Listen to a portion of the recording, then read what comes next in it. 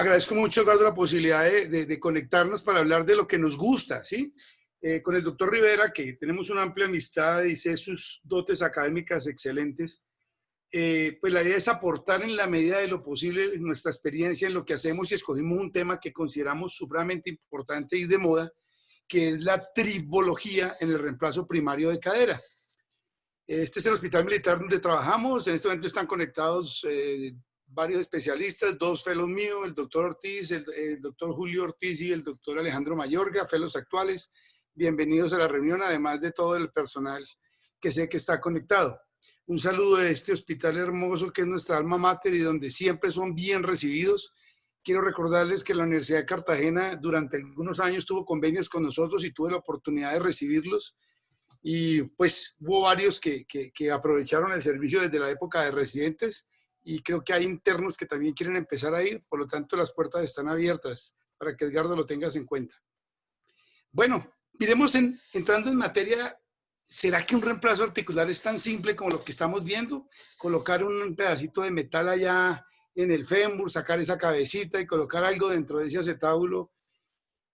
Pues uno lo ve como relativamente simple, ¿no es cierto? Es quitar la cabeza femoral, horadar el acetábulo, poner algo que se meta ahí de tal manera que mueva, que no haya dolor, y pues aparentemente es muy simple.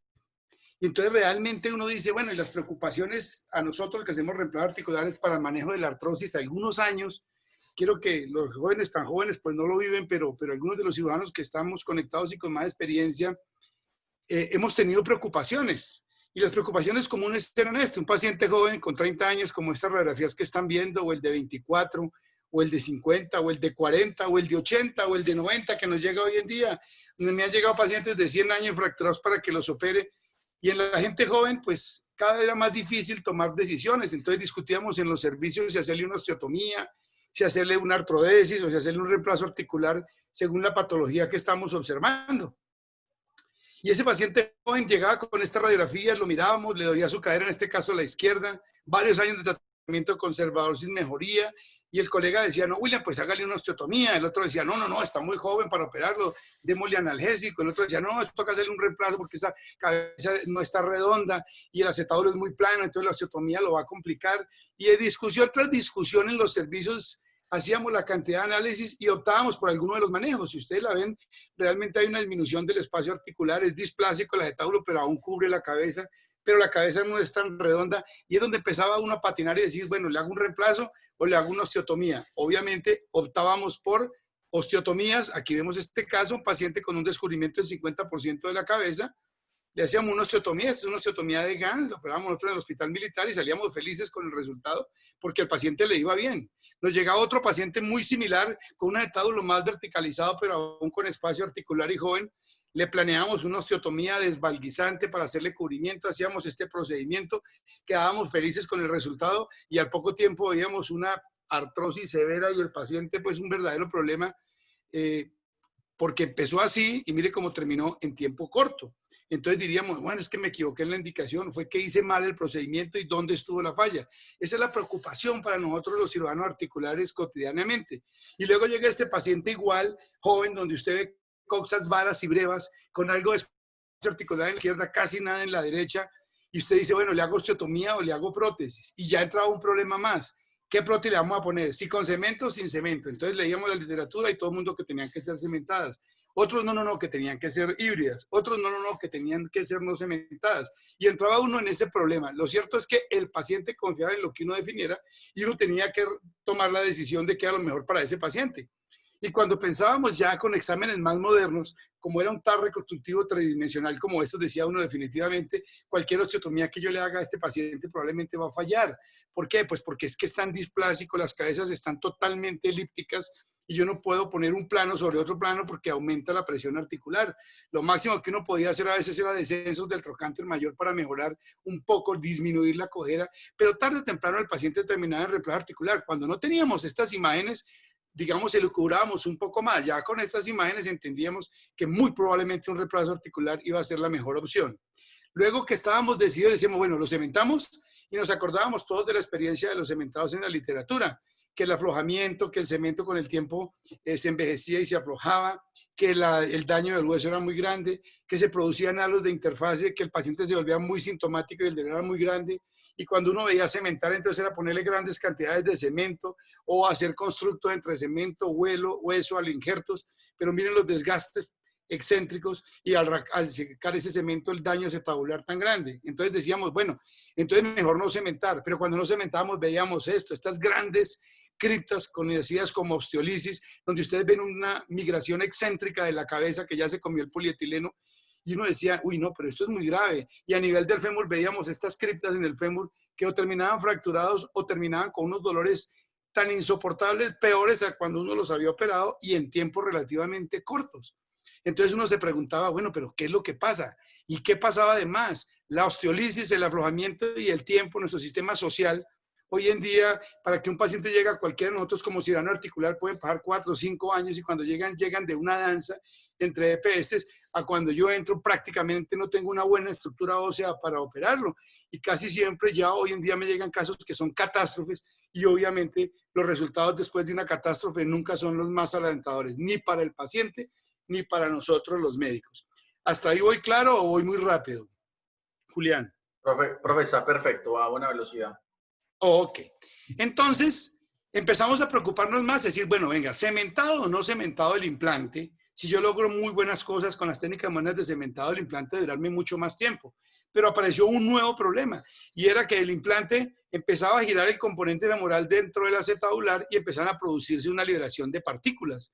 Y entonces apareció desde 1974, desde William Harris, hablando de la enfermedad de las partículas, que anteriormente se decían que era la enfermedad del cemento y que definitivamente la enfermedad del cemento no era una enfermedad del cemento, sino era un aflojamiento osteolítico de los implantes por liberación de partículas. Y fisiopatológicamente lo que veíamos era que al liberarse cualquier partícula de esos implantes que se movía uno sobre el otro, había una interacción celular de macrófagos, ¿no es cierto? Los osteoblastos, los osteoclastos, los mediadores inflamatorios, ¿no es cierto? Estimulaciones que iban a producir una gran sinovitis y a veces hay unos pacientes que terminaban pues con unas membranas gigantescas que con el tiempo se llegó a hablar hasta de alvaros pseudotumores. Y esto fue publicado desde 1974. Se supone que la enfermedad de las partículas es una enfermedad exclusiva de los reemplazos articulares por toda la liberación. Y empezó a haber este problema y se estudiaron. Con cada paso se desprendían aproximadamente 500.000 de partículas submicroscópicas de polietileno por desgaste. De tal manera que uno ya decía, oiga, ya no es tan fácil poner un metal, reemplazar un acetábulo o una cabeza y preocuparme solamente si lo cemento o no, sino mucho más allá. Y es mucho más allá aparte de esto. Mire cómo en esta diapositiva ustedes entienden, si tengo una cabeza de metal girando sobre un polietileno, ahora veremos de todo, había una migración de 200 micrones por año en desgaste de partículas. Pero si lo cambiábamos el par de fricción, o sea, lo que giraba dentro del polietileno, ¿no es cierto? Que era ya un polietileno diferente, conocido en esa época como un crossfire, bajaba a 20 micrones. Y si aparte de eso ya no poníamos a girar metal polietileno, sino metal, bajaba a 4.2 micrones. Y si poníamos ya no metal, sino cerámica y cerámica, bajaba a 1 micrón. Entonces decíamos, no, pues ya quedó resuelto, pero no tan así. Porque fíjense bien, yo puedo tener 4.2 micrones, pero en metal de pronto los radicales libres pueden ser muchísimo peores que los que tenía yo cuando liberaba el polietileno. Y podía de pronto un momento dado tener un par de fricción espectacular cerámica, pero de pronto se rompía lo que nunca me iba a pasar con el metal. O sea que, ¿es para qué? Para motivarlos a ustedes a que esta charla la enfoquen a lo que hacemos el día a día. A veces salimos felices con un reemplazo articular, pero tenemos que no solo haberlo operado bien, no solo haber elegido el mejor paciente, sino también haber elegido el mejor implante. Y el mejor implante tiene que estar asociado a la mejor tribología de lo que vamos a hablar en este momento. Cuando yo pongo un implante y a revisarlo, me llega esto que se llama metalosis o corrosión, es realmente para el pobre paciente un problema porque el hueso está gastado, los tejidos blandos están comprometidos y para mí cuando pongo un nuevo implante, de parte de la dificultad, la vida útil de ese implante se va a ver deteriorada y va a ser mucho menor que si hubiéramos tenido un hueso de mejor calidad. Si a eso le sumamos otros elementos, ¿no es cierto?, que es la posición del implante, hay estudios que muestran cómo, dependiendo del implante, si usted le pone la copa a 45, a 40, o a 20, o a 30 grados, y si el varo o el valgo o el tallo ascendido o descendido va a afectar el desgaste de la articulación, las cosas se complican más. Y ustedes ven en esta diapositiva como a 45 grados se va a producir una liberación de partículas, pero si lo subo a 50 va a pasar otra cosa, ¿cierto? Y si lo bajo también, y si este tallo lo dejo más alto también. Y cada cosa va influyendo en esa liberación que va a llevar a esa corrosión de la que estamos hablando. La literatura lo muestra muy claramente. Este es un artículo muy simple donde muestra la inclinación de la copa y la posición del vástago con recomendaciones de copas a 45 grados, con 15 grados de anteversión y en la cadera llevarlo a 20 a nivel del fémur. Y mire cómo el tiempo medio de aparición del desgaste es a 5 años, ¿sí? Pero en pacientes con un cotil horizontal, o sea, varo, ¿se acuerdan que todo lo que baja de 45 grados, más o menos 5, en el acetábulo es varo? O sea, 40, 28 y 30 es varo, y todo lo que sube de 45 grados, más o menos 5, o sea, 50, 60 grados es valgo. Veamos cómo las copas varas a los 4 años tienen un inicio del desgaste.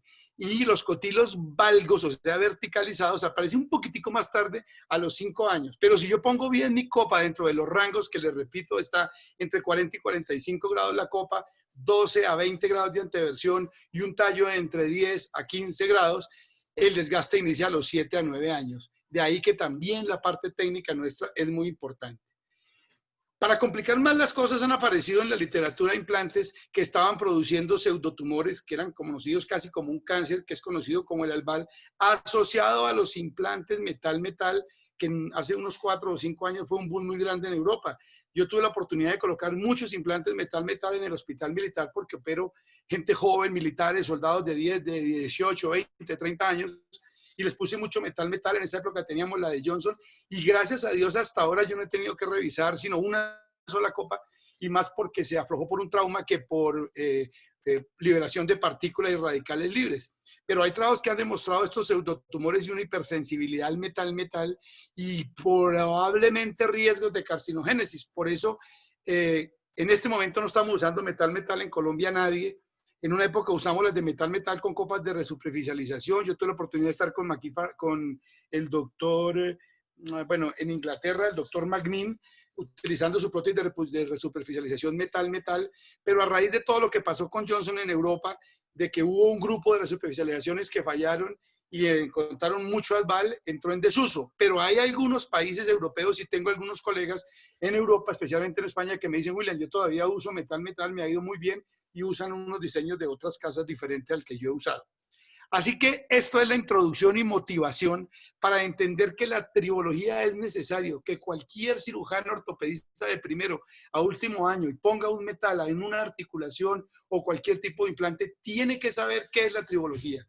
Y la tribología no es más que una ciencia que habla de 3 cosas. Estudia la fricción de los implantes que está colocando, estudia el desgaste que sufren los mismos y determina cómo es la lubricación y cuánto influye en los otros 2 factores. Así que está muy claro en esta diapositiva. Vemos cómo, disculpen que es mi mascota, cómo en la medida en que gira se van a liberar partículas y siempre va a haber una reacción del organismo. La diferencia es que dependiendo del tamaño de la partícula y del tipo de la partícula, la reacción va a ser más grande o menos grande. Así que no podemos llegar a poner una prótesis que me trajeron de Corea o de China a 1.000 pesos, doctor Arbeláez, para que le puedan beneficiarse 1.000 pacientes suyos si no tiene todo el respeto de la tribología. Entonces no es tan simple ponerle un implante a un paciente y esperar a que le vaya bien si uno no estudia antes quién lo fabrica, cómo lo fabrica, cuáles son sus procesos, cuáles son los materiales que usa y qué tan avanzados están tribológicamente. La tribología, recuerden que es una ciencia, ya han habido 2 congresos internacionales muy grandes para establecer estos consensos. Y entonces la fisiopatología de la osteolisis también influye. Si usted pone un tornillo, ¿qué va a pasar con ese tornillo en la relación con el implante que está colocando? Y cada vez va a haber situaciones. Esta diapositiva es muy simple para que ustedes vean a la izquierda lo que sería el biomaterial y lo que puede suceder entre el biomaterial que usted coloca y el hueso. Y si usted pone un material que hace una reacción muy grande, desencadena obviamente fibrosis, fibroblastos, acción de las células, mediadores, interleuquinas y todo lo que sabemos del proceso inflamatorio, y libera los osteoclastos, que ellos van a comer todas esas partículas y de paso el hueso.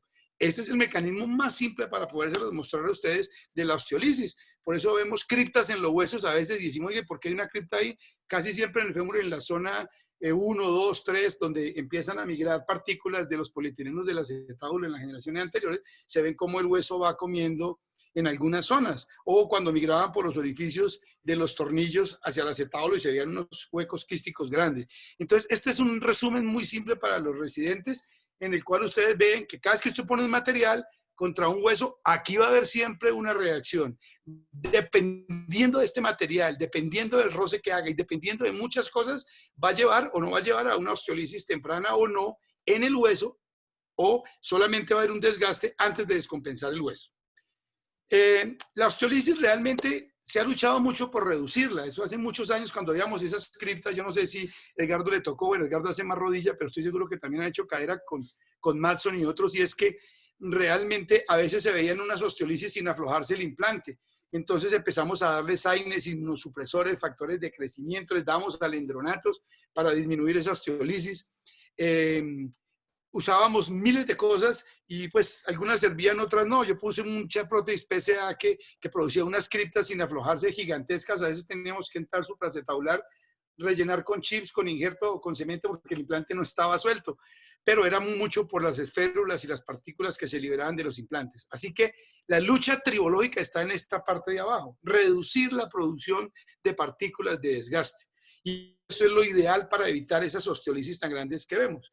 Entonces empezaron a trabajar en aumentar la resistencia de los polietilenos, en utilizar otras superficies de contacto como el metal-metal, como la cerámica-cerámica. Usaron el teflón en una época que falló porque todos sabemos que el teflón, aunque tiene una gran elasticidad, la gran falla es que se deslamina y obviamente liberaba una reacción de partículas gigantesca. Entonces repetimos, tribología son tres cosas: ciencia que estudia la interacción entre las superficies de movimiento relativo bajo la aplicación de una carga y que incluye un estudio en la fricción, lubricación y el desgaste. Cualquier casa seria que venda un implante de otro país tiene que estar soportado por los estudios biomecánicos de los implantes y las pruebas de biomecánica que le dicen a ustedes: ese implante se desgasta tantos ciclos de millones de ciclos, ese implante libera tanto de partículas, todo tiene que estar estudiado. Así que en tribología, fricción es la fuerza tangencial que se aplica a un cuerpo para que la superficie se desplace una sobre la otra. El desgaste es la pérdida del material que se genera por ese movimiento de esos dos cuerpos. Y la lubricación es la capa de fluido que recubre las superficies que van a estar en contacto y que influye directamente en la cantidad de desgaste y fricción de la misma. Así que la fricción responde a dos factores: a la presión mutua entre las dos superficies, o sea, si es metal, por ejemplo, en la cabeza y polietileno en el acetábulo, que es constante para cada par de fricción. Por eso existe un coeficiente de fricción. Hay unas tablas. Las tablas es como el módulo de Young, ¿se acuerdan del módulo de elasticidad? Todos los cuerpos tienen un módulo de elasticidad, que inicialmente tiene una deformación elástica, luego una plástica y luego se rompen. Y si usted lo mira, la madera, el acero, el titanio, usted busca una tabla y aparece dónde se rompe, dónde se deforma. En los pares de fricción también sucede lo mismo. Hay las tablas. Y esos coeficientes existen, ¿de acuerdo? Ahora, los coeficientes de fricción pueden ser estáticos o dinámicos. Cuando se trata de vencer la resistencia al deslizamiento a partir del reposo, se dice que es estático. Pero en la medida en que empieza el movimiento, es cuando realmente sucede el mayor desgaste. Aquí ven una tabla muy simple de lo que les decía. Entonces, por ejemplo, el metal polietileno en una época era de 0.1 a 0.2. Hoy en día los pares de fricción, que me digan a mí que no esté por debajo del 0.002, 0.03, 0.05, no lo pondría nunca. Anteriormente estaban en 0.5, 0.7, 0.8 y por eso esos millones de partículas que se liberaban. Dentro de los tipos de desgaste, esto también es importante para que todos lo sepamos, a veces se nos olvida, pero es importante entender que hay desgaste por adhesión, hay desgaste por abrasión y hay desgaste por fatiga. El que realmente vemos nosotros en los implantes es el desgaste por abrasión más que los otros. El de adhesión es la superficie en contacto tienden a unirse por efecto de la carga y con el movimiento se desprenden fragmentos. Esto se veía mucho con las copias de McKee-Ferrari y de Ring, que no tenían una geometría muy exacta y no había un compliance entre el que giraba el uno y el otro, y entonces la lubricación no entraba en unos puntos y llevaba a que se produciera una adición de metal con metal y fallaran muchas cosas. La abrasión es la que vemos hoy en día en la mayoría de los implantes, que es el daño producido por las irregularidades del material, más resistente el fuerte sobre el débil. Si yo pongo a girar metal sobre madera, pues se va a gastar la madera. ¿Y qué va a liberar? Seguramente madera. Pero si pongo a girar metal sobre plástico, pues seguramente se va a gastar más el plástico. Hoy en día las cabezas de cromo cobalto, pues no se desgasta. ¿Qué se desgasta? El polietileno. Y la fatiga es la que se ve por casos cíclicos, o sea, el movimiento cíclico, y es lo que hace que se rompa, por ejemplo, muchas veces un tallo, y usted ve un tallo roto y dice, pero ¿cómo se rompió? Porque seguramente cuando se colocó, se quedó en varo, o quedó en un manto de cemento diferente, o el implante era muy delgado para el paciente obeso que usted lo puso, y lo sometió a cargas cíclicas y lo rompió. ¿Hasta ahí vamos claro o voy confundiéndolos? Profesor, Muy perfecto, claro, muy profe. bien. Bueno, perfecto. Entonces, tengan muy claro ese concepto de abrasión, porque para mí es muy importante. Los tipos de desgaste los vamos a asociar al desgaste por abrasión. Entonces, hay 4 modos de desgaste. El modo 1 o tipo 1 es el que esperamos nosotros ver cualquier prótesis que colocamos. Si yo pongo una prótesis de metal en el fémur y en el acetábulo un metal que se estabiliza, pero una interfase que es el polietileno, yo espero que con el tiempo esa cabeza vaya gastando el polietileno. Es un desgaste tipo 1, es el que vemos, si ustedes ven en la diapositiva de la derecha, una Charlie, como hay ya un juego de abajo hacia arriba, y ese es un desgaste volumétrico en que va girando la cabecita y va desgastándolo, y va a llegar un momento en que toca entrar a cambiarlo porque se gastó. Siempre vamos a ver el desgaste de ¿quién? Del cuerpo menos rígido y el cuerpo que tiene unas características diseñadas para desgastarse. Ese es el 1 y es el que esperamos en cualquier reemplazo articular, hablando de cadera. Ya de rodilla con Edgardo hablaríamos otro día. Ahora, en los tipos, ahí ustedes vieron entonces en esa diapositiva como de una vez está la copa y mire cómo hay un desgaste y se ve cómo el polietileno está deslaminado y se va envejeciendo y se va gastando. Esa es una de las críticas de los polietilenos en las generaciones, por eso vamos a ver qué ha pasado con la historia de ellos. Pero al final del día, las cabezas van invadiendo el polietileno y van migrando y lo van gastando hasta que lo pueden romper. Y cuando eso pase, puede suceder un desgaste tipo 2, perdón, que ya no es normal. Porque un desgaste tipo 2 es el que se produce entre 2 elementos diseñados no para rozar juntos. Entonces, ¿qué pasa? Aquí ustedes ven en esta foto cómo la cabeza se comió el polietileno y siguió comiéndose la base de metal. En este caso es una base de metal que si es de titanio se produce una corrosión, ¿no es cierto?, de tipo galvánica. Obviamente que no vamos a hablar de tanto de esa parte porque eso pertenece a otro rango de la medicina y de la metalosis, pues que hablaríamos después, que es la reología. Pero aquí estamos viendo este desgaste y eso produce automáticamente liberaciones de iones radicales libres y es lo que más va a aumentar la corrosión y la que encontramos usualmente en las revisiones, cuando hay un alambre que queda rozando con el otro o cuando esto llegó y se comió el polietileno y llegó a los tornillos de la copa o a la misma copa, produce este tipo de desgaste que están viendo en la diapositiva de la derecha. Y obviamente esto es anormal. Queda claro la diferencia entre tipo 1 y tipo 2, ¿no es cierto? El tipo 3 es aquel que se va a producir cuando dejamos un tercer cuerpo dentro de la articulación. A veces usamos implantes cementados y lavamos y se nos olvidó lavar bien y quedó un pedacito de cemento entre la cabeza que va a girar y el polietileno que está ya nuevo. Eso es como una, haga de cuenta, una viruta que se mete en cualquier cosa o en un rodamiento de un carro. Si se le rompe a usted un caucho de los rodamientos, si le sale la grasa y si le entra a tierra, pues se vuelve un tercer elemento que va a destrozar y va a rayar los elementos y los va a desgastar más rápido. Aquí lo estamos viendo, entonces, como un inserto de cerámica se puede romper, durante la impactación, me ha pasado, se puede caer un pedacito de estos allá adentro, no me doy cuenta, y con el tiempo voy a ver por qué se gastó tan rápido mi articulación, es porque había un tercer cuerpo, pero puede ser un fragmento de hueso, puede ser un pedazo de una broca que se haya roto, cualquier cosa que quede interpuesto interarticular es un desgaste tipo 3 o un modo de desgaste tipo 3. Y el cuarto y último es uno también que hay que tenerlo muy claro y es el que se produce a veces cuando ponemos los insertos. En una época, ustedes se acordarán que eran insertos que eran hexagonales, troncocónicos y tenían aristas para que no se movieran, pero a pesar de todo lo que tenían uno con la marcha y con la carga, el torque es muy grande y se movía. Entonces, cuando el implante que no está diseñado para moverse se mueve en otra superficie que no está diseñada para recibir ese movimiento, se llama un tipo 4. ¿Dónde lo vemos? Lo vemos, por ejemplo, cuando ponemos una copa acetabular y metemos el inserto.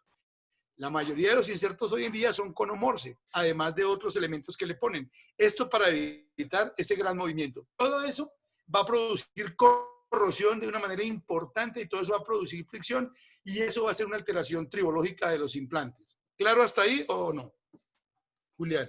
Profe, vamos muy bien, o sea, muy claro todo. Ok, ahora viene la otra parte, porque dijimos que fricción, lubricación, desgaste. Pues obviamente, la lubricación es un elemento importante, es la capa de fluido que recubre las superficies. Entonces las propiedades es reducir la fricción y el desgaste para que haya lubricación.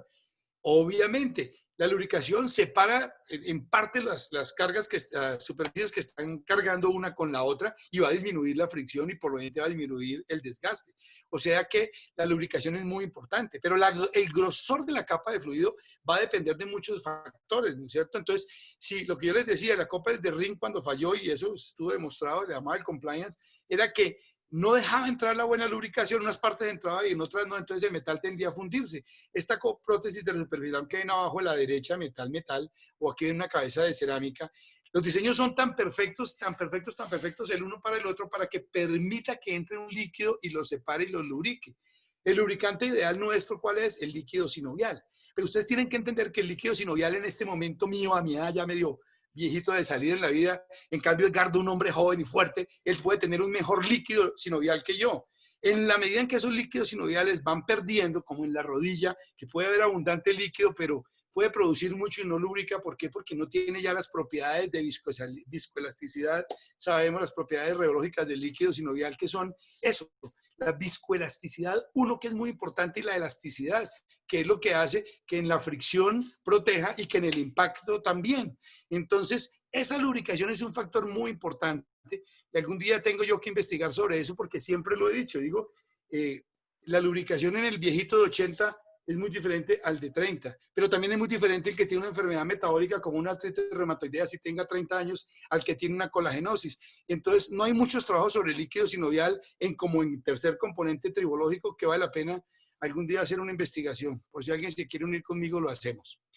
Ahora, materiales usados en cirugía protésica, entonces, ya tenemos claro qué es la tribología, ahora vamos a ver de qué depende, de los materiales. Y los materiales conocidos hoy en día son los polietilenos, el metal que es el acero 316 LBM, el cromocobalto o las aleaciones diferentes de metales y obviamente las cerámicas. Polietilenos pues son unos polímeros, ¿no es cierto?, de cadena larga que se unen de una manera, pero se es conocido como alto peso molecular. Es el elemento que va muy bien en el acetábulo, ha demostrado que se distribuye muy bien en la carga y que obviamente tiene un módulo de elasticidad mucho más inferior al del hueso y que no ha sido nunca hasta ahora reemplazado por ningún otro elemento para el acetábulo, pero sí lo han ido mejorando con una cosa que se llama enlaces cruzados. ¿Para qué? Para darle más resistencia, como una malla. Si yo tengo una tela de una sola línea, seguramente la desgarro con mis manos, pero si empiezo a entrecruzarle hilos, muy probablemente no la voy a desgarrar fácilmente. Más o menos para que lo entendamos, eso es el polietileno, no es más que enlaces de carbono cruzados que le van a dar una alta resistencia al polietileno. Estos polietilenos hay que, obviamente, esterilizarlos. Y se notaba con el tiempo que al esterilizarlos, esto debilitaba los polietilenos y entonces empezaron a hacerlo en rayos gamma, en plasma gas. Hoy en día se usa el óxido de etileno y se ha observado que no ha alterado sus propiedades para que no aumente la delaminación y el desgaste, hablando de tribología. Pero estos polietilenos hay que tener muy claro que no dan lugar a reacciones electroquímicas, no sufren corrosión y la capacidad de absorber agua les ayuda en su elasticidad. Pero también hay que tener muy claro que si los esterilizan, como no es, si usted lo pone a calor, lo daña o se pone amarillo, lo oxida ahí mismo, ¿no es cierto? Si usted no hace un proceso adecuado al polietileno, usted sabe que eso viene de origen.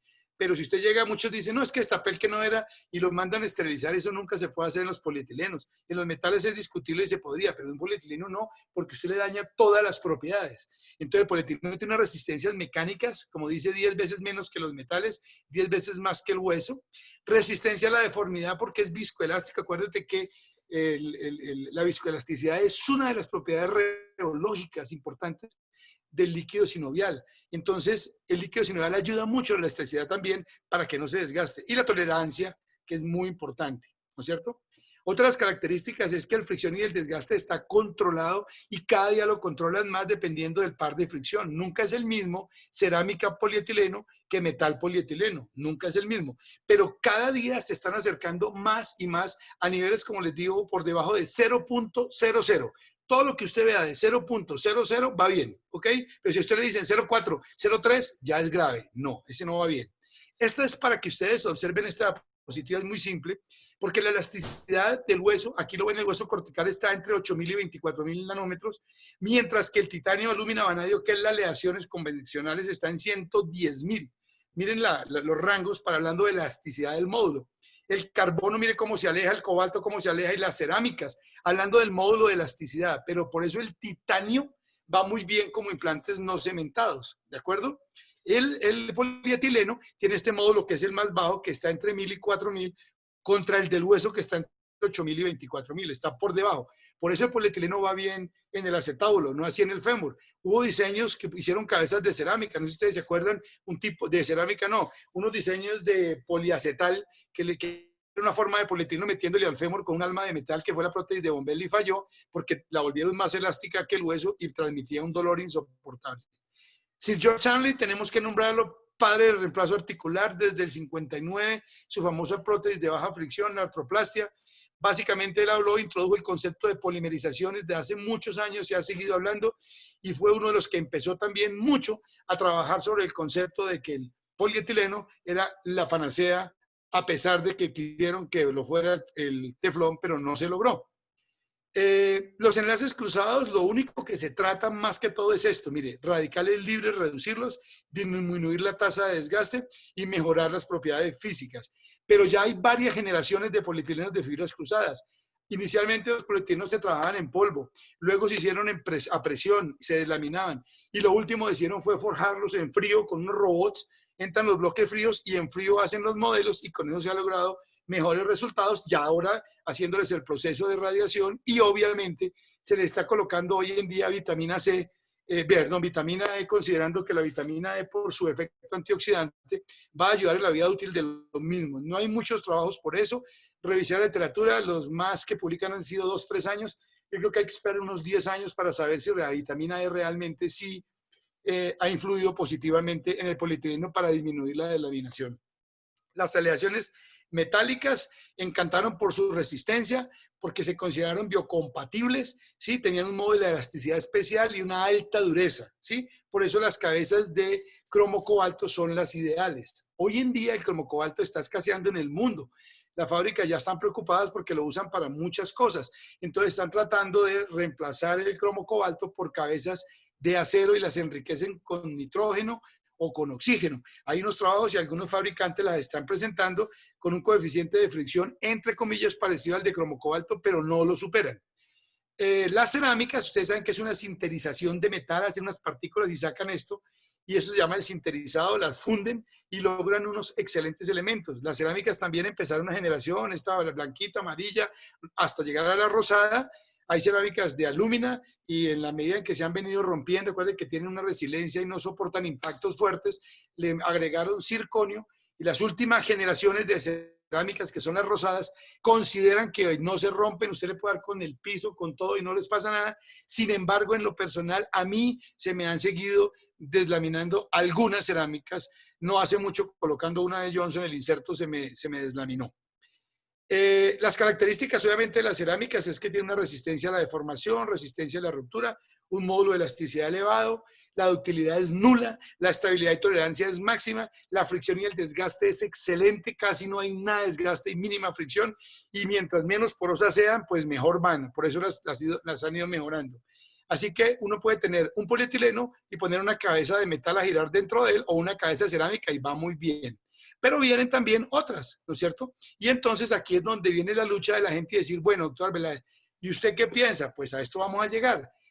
El polietileno va a estar fijo arriba. ¿Qué lo vamos a poner a girar? ¿Metal o cerámica? Es el gold estándar. El metal-metal es un par que tuvo éxito, como les dije, pero que ha entrado en desuso por el famoso ASBAL o pseudotumor, y la cerámica es presentada hoy en el mundo como el par de fricción ideal, porque es cierto, su coeficiente está entre 0.002 a 0.03, pero hay prótesis de metal que muestran coeficiente de fricción de 0.03 a 0.003 a 0.04, y hay pares ya hoy en día de metal con crosslink, con vitamina E, con un par de fricción de 0.002 a 0.03, o sea que están casi a un nivel despreciativo por coeficiente de fricción.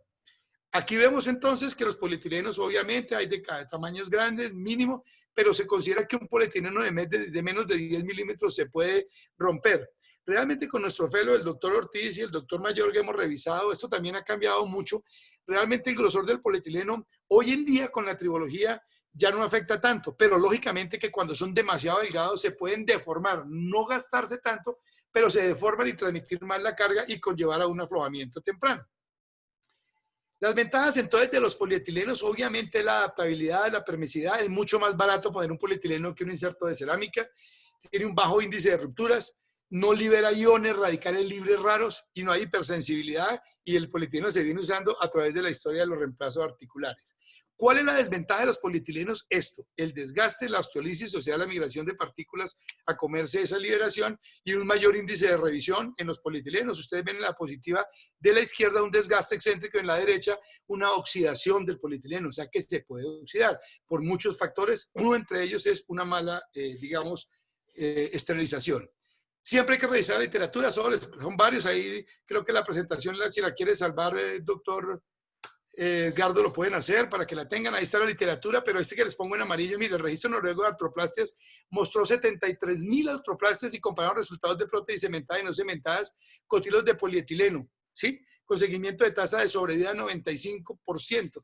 Si uno va a los noruegos, son los que más publican y los que más muestran porque respetan mucho los procesos y no cambian fácilmente y lógicamente muestran tasas de resultados buenos.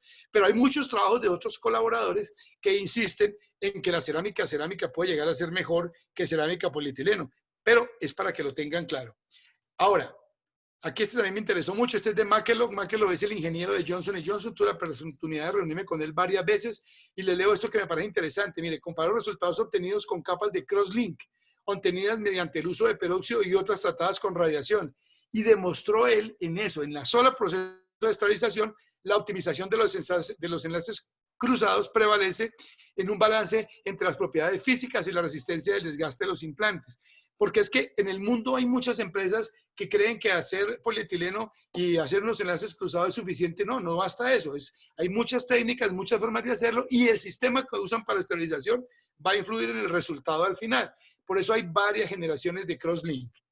En el metal, pues McKee-Farrar, ustedes saben, la prótesis más usada en una época en los 60, esas son fotos del 65, era una Thomson, ahí está el profesor Maury Miller, una prótesis de Thomson que rozaba sobre una cúpula de metal.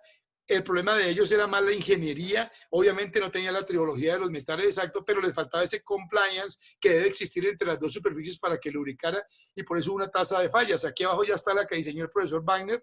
Tuve la oportunidad también de estar con el doctor Heinz Wagner, hablar con él, estar en podios con él y aprenderle mucho de su filosofía. Y esta era la prótesis de Metazul, donde tenía una base de metal, como un metal bucket, un polietileno y un metal para, digamos, disminuir el estrés, pero aprovechar la elasticidad del acetábulo que da el polietileno. Y hubo trabajos muy interesantes, se llamó el Metazul y funcionó un tiempo. La primera generación tenía este problema, alto contenido de carbono y producía reacciones grandes en los pacientes. La segunda generación ya controlaban el carbono y ya la hacían forjada, ya no lo hacían por fundición las de metal. Como les digo, entró en desuso, pero yo creo que a futuro podría volver con los avances tribológicos porque todo lo que está escrito en medicina no es absoluto, sino es cambiante. Las ventajas del metal era esto, mire, un bajo desgaste, cabeza de mayor diámetro, podemos tener un rango de movimiento mayor porque pudimos usar cabezas 50, 60, arco de movilidad mayor, mayor rango de uso, mayor durabilidad, y esto era importante, el autopulimiento. El metal a la microscopía tenía unas aristas, luego lo miraban y con solo girar un metal sobre el otro se autopulía. Si ustedes ven un pistón de un carro, aguanta millones de ciclos a altas temperaturas y todo, y el desgaste es mínimo. En una persona debería suceder lo mismo. El problema fue los radicales libres y la reacción del organismo a esas partículas de liberación. Entonces las desventajas es esto, liberación de iones, la hipersensibilidad, la liberación de partículas, la metalosis que se veía y obviamente el proceso de carcinogénesis que aunque no dicen que forman cáncer, sí dan unas VAL y a uno no le da miedo que eso termine de pronto de esa forma. Esto era lo que nos llamaba la atención a todos. Mire, esto lo publicaron y decía, comparando 15 reemplazos tocales, McKee-Farrar, revisadas por aflojamiento, igual número sin aflojamiento, esta experiencia ilustra la importancia del diseño del implante. Las que se aflojaban eran más por problema de diseño que por el metal. ¿de acuerdo? Pero aquí Sieber, que es una persona que ha escrito mucho, en el 99 publicó esto, Metal Metal, que era el Metazul, el realizado por la Fundación Miller, Matis, implantada desde 1998, 60.000 caderas. Han demostrado capacidad de autopulimiento y disminución de la tasa de desgaste 60 veces en relación con metal polietileno, con una considerable reducción de la osteolisis. Cuando yo veía esto y lo hacía, yo era feliz poniendo en el militar prótesis de metal metal y decía, esto es la panacea y si Dios quiere esto, mucho, van a sacrificar cualquier otro tipo de elemento. Pues no fue así, porque cuando empezaron a haber radicales libres y liberaciones y todo lo que les digo yo, nos asustamos y dejamos de usarlas. Además, las demandas aumentaron. Entonces, la prevalencia del metal, obviamente, aparecieron entonces en el hígado, aparecieron en el vaso, empezaron a aparecer radicales libres en el hígado, en nódulos linfáticos, entonces ya todo el mundo le dio miedo y dejaron de usar los implantes metal-metal. La cerámica, nombrar a Butin, que fue de los primeros, Mittelmeyer y otros, son excelentes, no podemos decir que no. Esta fue una primera, las blancas fueron cambiando de color a una color yema de huevo, como la que viene abajo, No te hasta la escucho, última. pero no me cuelgues. Aló, ¿todo bien? Y en la cerámica, pues tenemos que hay una mayor dureza que el metal, menor rugosidad de superficie, mayor propiedad y menor, digámoslo así, desgaste. Pero la lubricación es excelente. Este es el problema que siempre se ha dicho. Mire, esta es una cúpula, un inserto, que mire cómo se deslaminan en este color. Y también la he tenido en las rosadas que son de última generación. Aunque cada vez se rompen menos, ese es el problema de las cerámicas. De la cerámica se ha dicho todo. Aquí ustedes lo ven, aquí compararon de alúmina que fueron las primeras, ya hoy en día es alúmina circonio. Va muy bien en pacientes jóvenes. Tiene la gran ventaja de que produce mínimas reacciones y se puede usar mucho y la usamos más en mujeres en edad joven. Yo uso mucho cerámica polietileno, croilin. No uso tanto cerámica porque retirar los insertos cuando hay que hacerlo es muy difícil, pero sigue siendo un excelente par de fricción. Y para último, nos complicamos ahora y ya hoy en día no se habla de tribología solamente, sino de la trunionosis, que es tribológicamente el sitio donde implantamos la cabeza, y esto se ha vuelto un problema grave que está produciendo causas de aflojamiento y metalosis en los pacientes. Este es el nuevo tema que estamos leyendo, investigando y estudiando todos, porque a ustedes les ha pasado que uno está en cirugía, hay 3 casas, yo voy a poner un tallo no cementado, dame la cabeza 22, no, Toño, tengo cabeza 22, y el de la bipolar dice, yo sí tengo 22, entonces pongo una cabeza 22 de la otra casa en un trunion, en un cono, que es de otra casa, y eso parece ser que está produciendo un alto nivel de corrosión y de falla, para que vayan entendiendo que algún día sería solo hablar de trunionosis, ¿de acuerdo? Entonces, en conclusión, ya terminando esta última diapositiva, aunque cada día sabemos más de tribología, no todo está definido en cuanto a reemplazos articulares de cadera. Enlaces cruzados, el desempeño a largo plazo, vamos viendo que va bien, pero cada vez van a haber mejores generaciones, o sea que no estamos en la última. Cerámica, siempre se habla de riesgo de fractura y todavía se sigue hablando del riesgo de fractura. Metal, la carcinogénesis y la hipersensibilidad obliga a dejar de usarlo, pero probablemente si mejoraran las aleaciones y se hicieran estudios más serios y seguimientos, si se descartara esto, para mí podría volverse uno de los pares de fricción ideal. Cerámica polietileno es el gold estándar hoy en día. Todo el mundo dice es el ideal. Sin embargo, ¿no es cierto? Metal polietileno es el más usado, ¿de acuerdo? Cerámica, gusta mucho. Tengo muchos amigos italianos y franceses, muchísimos. El profesor Cavalier lleva más de 30 años usando solo cerámica y me dice que le va excelente, pero yo personalmente me parece un par muy rígido y repito, revisar una cerámica es muy complejo, un inserto de cerámica. Así que cuando uno ve esto, lo que quiero que entiendan todos es que aunque hay muchas cosas escritas, nada está escrito totalmente en medicina. Muchas gracias y abrimos la discusión, por favor. ¿Listo?